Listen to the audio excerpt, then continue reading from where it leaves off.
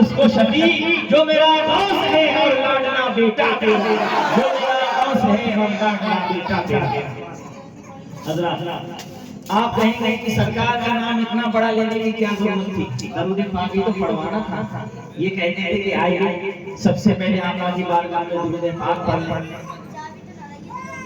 سب سے پہلے محمد مصطفیٰ صلی اللہ علیہ وسلم کی بارگاہ میں درود پاک پڑھ لیں، اتنا کہتے تھے۔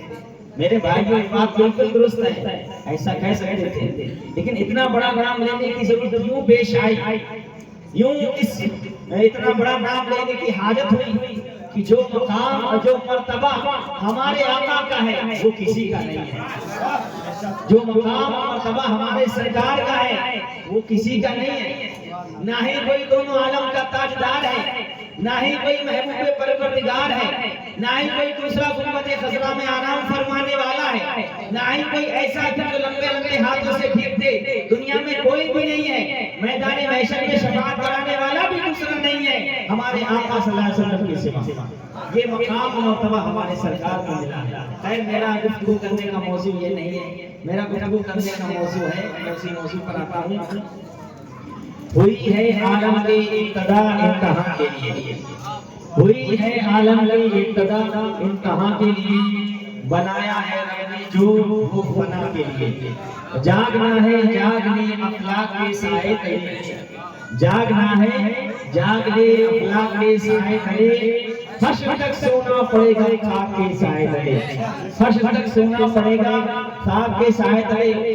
کون کہتا ہے مومن مر گیا، کون کہتا ہے مومن مر گیا، قید سے چھوٹا وہ اپنے گھر گیا، قید سے چھوٹا وہ اپنے گھر گیا، آگاہ اپنی موت سے کوئی بشر نہیں، آگاہ اپنی موت سے کوئی بشر نہیں، سامان 100 برس کا پل کی خبر نہیں، سامان 100 برس کا پل کی خبر نہیں، کیا بھروسہ ہے اس زندگانی کا، کیا بھروسہ ہے اس زندگانی کا، آدمی بلبلا ہے پانی کا، صبح ہوتی ہے شام ہوتی ہے، عمر یوں ہی تمام ہوتی ہے، صبح ہوتی ہے شام ہوتی ہے، عمر یوں ہی تمام ہوتی ہے۔ ابھی میں نے جس آیت کریمہ کی تلاوت کی، پروردگار عالم ارشاد فرماتا ہے الذی خلق الموت والحیات لیبلوکم ایکم احسن عملا۔ اس کا مفہوم، اس کا ترجمہ یہ ہے کہ ہم نے موت اور زندگی کو اس لیے پیدا کیا ہے کہ تم کو آزمایا جائے کہ تم میں بہترین عمل کون کرتا ہے۔ اس آیت کریمہ میں اللہ تعالیٰ نے اپنے بندوں سے کہا ہے کہ ہم نے موت اور زندگی کو اس لیے بنایا ہے، اس لیے پیدا کیا ہے کہ تم کو آزمایا جائے تم میں بہترین عمل کون کرتا ہے۔ اس آیت کریمہ سے واضح طور پر یہ بات سامنے آ گئی، سمجھ میں آ گئی کہ اللہ تعالیٰ نے زندگی کو کیوں بنایا ہے اور موت کو کیوں پیدا کیا ہے۔ حضرات محترم، پروردگار عالم نے جب حضرت آدم علیہ السلام والتسلیم کو پیدا فرمایا، اس کے بعد میں اللہ نے موت کو بھی پیدا فرمایا، موت کو بھی پیدا کیا، اور اس موت کو زمین آسمان سے زیادہ طاقت عطا فرمائی، اسے ہیبت عطا فرمائی، اور اس کو اتنی لمبی لمبی زنجیروں میں جکڑ دیا کہ ایک زنجیر کا سفر 1000 برس کا، اتنی لمبی لمبی زنجیروں میں اس موت کو جکڑ دیا اور پردوں کے پیچھے چھپا دیا۔ پروردگار عالم نے فرشتوں کے درمیان موت کا ذکر فرمایا، حضرت اسرائیل سے ارشاد فرمایا اے اسرائیل تم کو موت پر مسلط کیا جاتا ہے، موت کو تم کو موت پر مسلط کیا جاتا ہے۔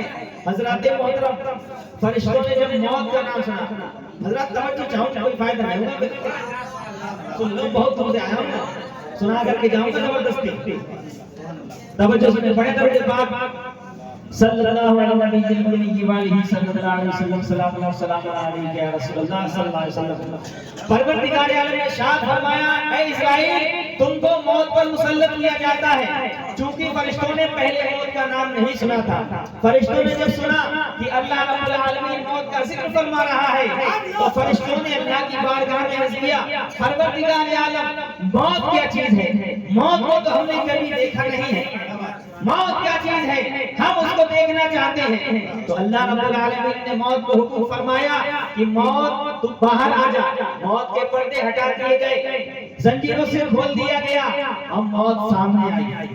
جو ہی فرشتوں کی نظر موت پر پڑی، فرشتے بے ہوش ہو گئے، فرشتے بے ہوش ہو گئے، موت کو دیکھ کر کے بے ہوش ہو گئے۔ حضرات محترم وہ فرشتے اسی بے ہوشی کے عالم میں 1000 برس تک رہے، 1000 برس تک اسی بے ہوشی کے عالم میں رہے۔ جب ان کو ہوش آیا تو انہوں نے اللہ کی بارگاہ میں عرض کیا، پروردگار عالم کیا اس سے بھی بڑی کوئی چیز ہے، کیا اس سے بھی بڑی کوئی چیز ہے؟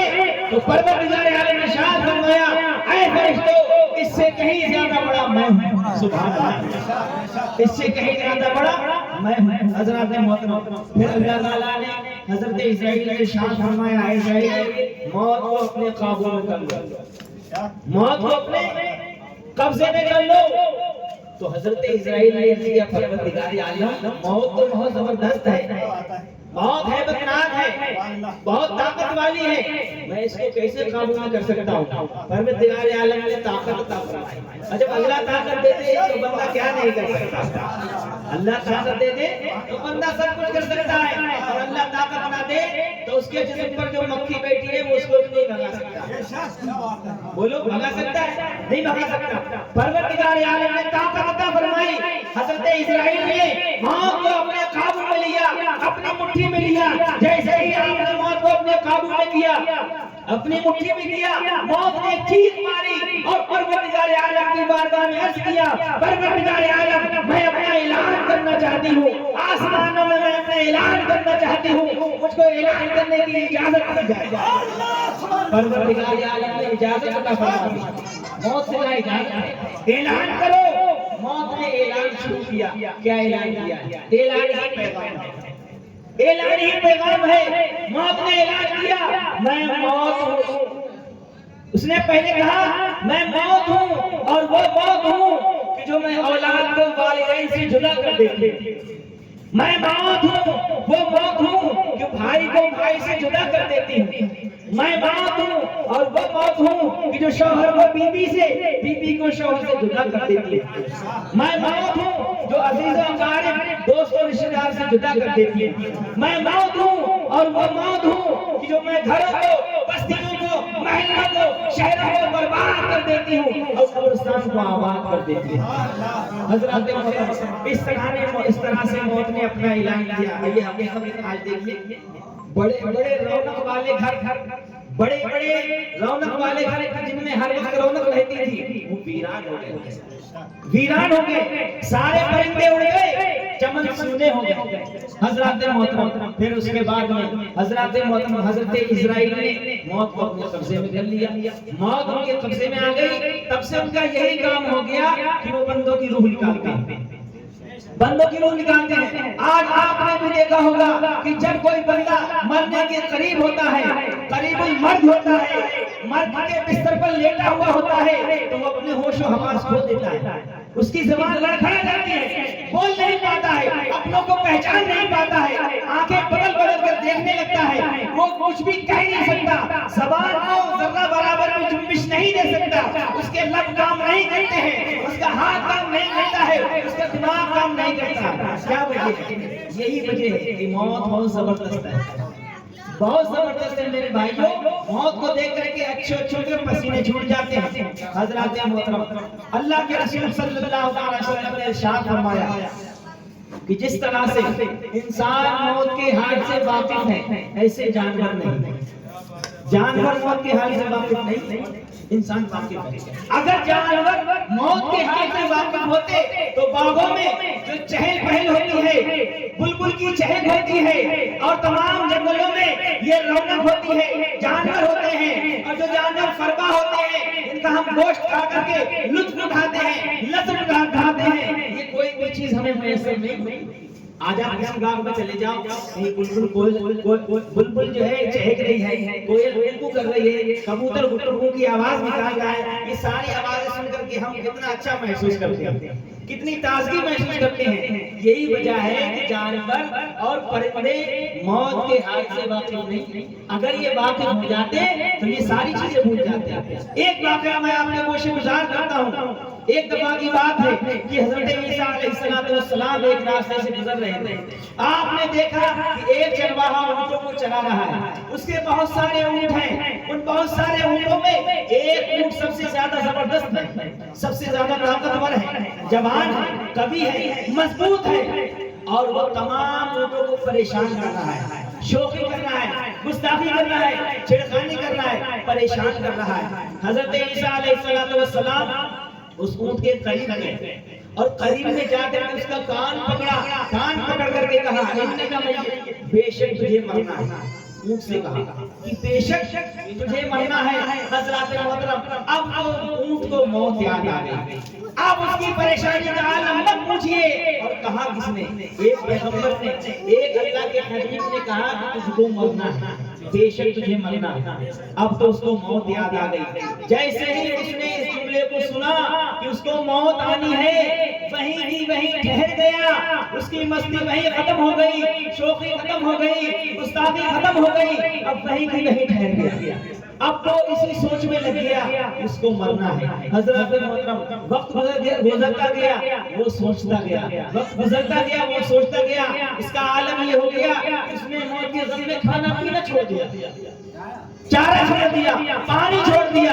اب وہ جنگل میں تو جاتا ہے لیکن وہ چرنے کے لیے نہیں جاتا ہے، بلکہ اپنی اسی سوچ کو لے جاتا ہے، اور جہاں کہیں بھی کھڑا رہتا ہے یا بیٹھ جاتا ہے وہ اسی غم میں گھلتا رہتا ہے۔ اب وہ اس غم میں اس طرح سے گھل رہا ہے کہ جیسے نمک پانی میں گھلتا ہے۔ میرے بھائی، وہ گھلتا رہا، کمزور ہو گیا، لاغر ہو گیا، بہت زیادہ دبلا پتلا ہو گیا۔ تھوڑے دن کے بعد حضرت عیسیٰ علیہ السلام ادھر سے پھر گزرے، حضرت عیسیٰ علیہ السلام پھر گزرے، انہوں نے چرواہے سے دریافت کیا کہ چرواہے بتاؤ تمہارے اونٹوں کا کیا حال ہے، تمہارے اونٹ کیسے ہیں؟ تو چرواہے نے کہا، حبیب خدا، کچھ دن پہلے یہاں سے ایک بندہ گزرا تھا، اس نے اس کا کان پکڑ کر کے نہ جانے اس کے کان میں کیا کہا تھا، تب سے میرے اس اونٹ نے کھانا پینا چھوڑ دیا ہے، ساری مستی ختم کر دی ہے، ساری شوخیاں گستاخیوں کو ختم کر دیا ہے۔ اب یہ اسی سوچ میں لگا رہتا ہے، اسی غم میں گھلتا رہتا ہے، اور اسی غم کی وجہ سے اس کی یہ حالت ہو گئی ہے۔ حضرات محترم، غور کرنے کی بات ہے کہ جانور کو معلوم ہو گیا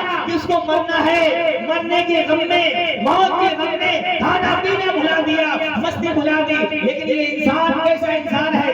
آج ہم نے اپنے ان ہاتھوں سے ہزاروں میتوں کو غسل دیا ہے، ہزاروں میتوں کو ہم نے اس کانٹے سے کاٹا دیا ہے، ہزاروں میتوں کو ہم نے ان قدموں سے چل کر کے کانا دیا ہے، دفنایا ہے، دفنایا ہے، فاتحہ پڑھی ہے، تیجے کیے ہیں، 40 میں کیے ہیں، 10 میں اور 20 میں کیے ہیں، حتیٰ کہ ہم نے اپنے والدین کا بھی جنازہ دیکھا ہے، اپنے بھائیوں کا بھی جنازہ دیکھا ہے، اپنی بہنوں کا بھی جنازہ دیکھا ہے، اپنے دوستوں، عزیزوں، پڑوسیوں، رشتہ داروں کا سب کا جنازہ دیکھا ہے، لیکن پھر بھی ہم سبق حاصل نہیں کرتے۔ تھوڑی دیر کے لیے ہمارے ذہن میں یہ بات آتی ہے کہ مرنا ہے، حقیقت میں مرنا ہے، صحیح باتیں آتی ہے، لیکن ہم اس میں پردہ ڈال دیتے ہیں، ہم دل کو سمجھا لیتے ہیں، یہ سمجھا کر کے تسلی دے دیتے ہیں کہ ابھی تھوڑی نہ مرنا ہے، ابھی تھوڑی نہ مرنا، بولو یہی تو خیال آتا ہے، تیرے سامنے والا ہی تو گیا، ابھی تھوڑی نہ مرنا ہے۔ میرے بھائی، سوچنے کی بات ہے کہ آج ہم زندہ ہیں، آج ہم زندہ ہیں، کل ہمیں بھی اسی مقام پر آنا ہے، ہمیں بھی اسی راستے سے گزرنا ہے، اسی منزل پر آنا ہے۔ ایک بزرگ نے ایک بندے سے کہا، ایک بزرگ نے ایک بندے سے کہا، میت کی طرف اشارہ کر کے کہ اگر یہ زندہ ہو جائے تو یہ کیا کر سکتا ہے؟ ایک بزرگ نے ایک بندے کی طرف اشارہ کر کے کہا کہ اگر یہ مرنے والا زندہ ہو جائے تو کیا کر سکتا ہے؟ اس بندے نے جواب دیا، اگر یہ زندہ ہو جائے گا تو نماز پڑھے گا، روزہ رکھے گا، توبہ کرے گا، استغفار کرے گا، حج کرے گا، زکات دے گا، نیکیاں کرے گا، برائیاں نہیں کرے گا۔ ان بزرگ نے فرمایا، اے غافل بندے سن، جس بندے کی طرف میں نے اشارہ کیا ہے اور جس کے بارے میں تو بتا رہا ہے، اب یہ بندہ کچھ نہیں کر سکتا، یہ واپس نہیں کر سکتا، لہذا جو کام تو نے گنائے ہیں یہ نہیں کر سکتا ہے تو ضرور کر سکتا ہے، یہ نہیں کر سکتا تو ضرور کر سکتا ہے، کیونکہ تو ابھی زندہ ہے۔ اللہ مرنے کے بعد میں کوئی زندہ ہو، ایسا ہو سکتا ہے؟ ایسا کبھی ہوا ہے؟ بتاؤ کبھی بھی اگر ایسا ہوا تو بتائیے۔ مرنے کے بعد میں کوئی زندہ نہیں ہوا میرے بھائی۔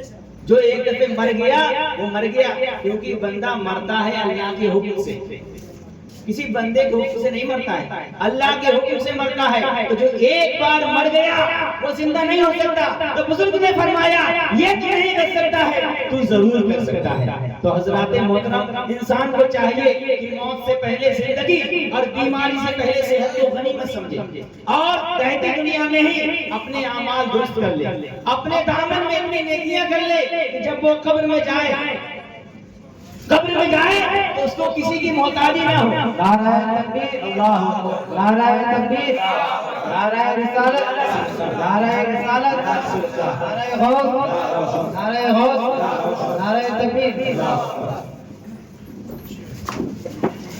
درود اللہ محمد صلی اللہ علیہ وسلم، نحن محمد صلی اللہ علیہ وسلم، الصلاۃ والسلام علیک یا رسول اللہ صلی اللہ علیہ وسلم۔ تو حضرات محترم، موت سے پہلے زندگی اور بیماری سے پہلے صحت کو غنیمت سمجھنا چاہیے۔ یاد رکھیے جو وقت آپ کا گزر رہا ہے یہ واپس نہیں آنے والا ہے۔ زندگی تو گزر ہی جانی ہے، 60 سالہ، 80 سالہ یا 100 سالہ، جو بھی زندگی پروردگار عالم نے آپ کو عطا کی ہے گزر ہی جانی ہے۔ زندگی کسی کی روکے نہیں رکی ہے۔ کبھی ایسا آپ نے دیکھا ہے کہ کوئی جوانی سے بچپن کی طرف لوٹ آیا ہو یا بڑھاپے سے جوانی کی طرف لوٹ آیا ہو؟ کبھی آپ نے دیکھا؟ کبھی نہیں دیکھا۔ زندگی تو گزر ہی جانی ہے، آج نہیں تو کل اس کا اختتام ہو جائے گا، لیکن اصل زندگی وہ ہے، مکمل زندگی وہ ہے، کامل زندگی وہ ہے، کامیاب زندگی وہ ہے جو اللہ اس کے رسول کی مرضی کے مطابق گزرے۔ زندگی لوگ گزری رہے ہیں، لوگ اپنی مرضی سے بھی گزار رہے ہیں، دوسروں کی مرضی سے بھی گزار رہے ہیں، لیکن اصل زندگی میرے بھائیوں وہ ہے، کامل مکمل اکمل زندگی وہ ہے، کامیاب زندگی وہ ہے جو اللہ کی مرضی کے مطابق گزارے۔ بزرگان دین نے یہی تو کیا۔ بزرگان دین کے پاس ساری چیزیں موجود تھیں، لیکن پھر بھی انہوں نے اپنی زندگی اپنے رب کی مرضی کے مطابق گزاری، اپنی مرضی سے زندگی نہیں گزاری۔ آج معاشرے میں لوگ کہہ دیتے ہیں کہ میری زندگی میں جیسے چاہوں ویسے گزاروں، میں جیسے چاہوں ویسے رہوں۔ میرے بھائیو یہ کہنا غلط ہے، یہ زندگی آپ کی نہیں ہے، یہ زندگی کسی کی عطا کی ہوئی ہے، اور جس نے عطا کی ہے تو اس نے امتحان کے لیے دنیا میں بھیجا ہے کہ ہم نے تم کو اس لیے پیدا کیا ہے کہ تمہارا امتحان لیا جائے۔ اور جو بندہ امتحان میں کھڑا اترے گا، جو بندہ امتحان صحیح دے گا، پاس ہو جائے گا، تو پروردگار عالم اس کو انعام عطا فرمائے گا اور اس کو جزا عطا فرمائے گا، جنت میں اس کا داخلہ کر دے گا۔ اور جو بندہ امتحان میں پاس نہیں ہوگا، فیل ہو جائے گا، اس کو سزا ملے گی اور اس کا ٹھکانہ جہنم ہوگا۔ میرے بھائیو چاہیے کہ ہم اپنی زندگی کو اللہ کی مرضی کے مطابق گزاریں۔ زندگی کا کوئی بھروسہ نہیں۔ ابھی آپ کرسی پر بیٹھے ہیں، آپ کہہ نہیں سکتے کہ کل بھی آپ کرسی پر بیٹھیں گے۔ ابھی آپ زندہ ہیں، کہہ نہیں سکتے کہ کل بھی زندہ رہیں گے۔ لہٰذا بہتر اسی میں ہے، ضروری یہ ہے، لازم یہ ہے کہ ہم اپنی زندگی کو اللہ کی مرضی کے مطابق گزاریں، تمام برے کاموں کو چھوڑ دیں، نیکیوں کی طرف آئیں، اچھائیوں کی طرف آئیں۔ آج کی ہماری پڑھی ہوئی نماز میرے بھائیو کل قیامت میں کام آئے گی۔ آج کا ہمارا رکھا ہوا روزہ کل قیامت میں کام آئے گا۔ آج کی ہماری کی ہوئی نیکی کل قیامت میں کام آئے گی۔ ایک بات میں اور بتا دوں، میں نے کچھ حضرات کے منہ یہ سنا ہے کہ نیکی کرے کیا فائدہ ہے، نیکی کرے کیا فائدہ ہے۔ میرے بھائیو انسان اجلت باز ہے، جلد باز ہے، ہر چیز کا صلہ پہلے چاہتا ہے، ہر چیز کی جزا اس کا صلہ پہلے چاہتا ہے۔ بات غور کرنے کی میرے بھائیو، اگر ہم کوئی نیک کام کرتے ہیں، اچھائی کرتے ہیں، اس کی ہمیں ترنت نیکی نہیں ملتی۔ ذرا غور کرو، کوئی ہم گناہ کرتے ہیں اس کی سزا بھی تو ترنت نہیں ملتی ہے۔ کوئی گناہ کرتے ہیں اس کی سزا بھی تو ترنت نہیں ملتی ہے، اس میں بھی تو دیری ہوتی ہے۔ تو ہمیں صبر کا دامن پکڑنا چاہیے اور نیکی کرتے رہنا چاہیے۔ بہرحال نیکی کام آتی ہے، آج نہیں تو کل آپ کی نیکی ضرور کام آئے گی، اور نیکیوں کا صلہ دنیا میں بھی ملا کرتا ہے، قبر میں بھی ملا کرتا ہے۔ آخرت میں بھی ملے گا۔ تو ہمیں نیکیاں اللہ کی رضا حاصل کرنے کے لیے کرنا چاہیے، نہ کہ بندوں کی رضا حاصل کرنے کے لیے۔ حضرات محترم وقت دامن گیر ہے، انشاءاللہ تعالیٰ پھر کبھی ملاقات ہوگی۔ اللہ کی بارگاہ میں دعا ہے مولا میں نے جو کچھ بھی کہا، آپ حضرات نے جو کچھ بھی سنا، شعوری یا غیر شعوری طور پر جو بھی غلطیاں ہوئی ہیں، اللہ تعالیٰ اپنے محبوب کے صدقے معاف فرمائے۔ ان تمام باتوں پر ہم تمام مسلمان بھائیوں کو عمل کرنے کی توفیق و عافیت عطا فرمائے، نیک عمل کی توفیق و عافیت عطا فرمائے۔ استغفر اللہ ربی من کل ذنب واتوب الیہ، وآخر دعوانا الحمد للہ رب العالمین۔ السلام علیکم ورحمۃ اللہ۔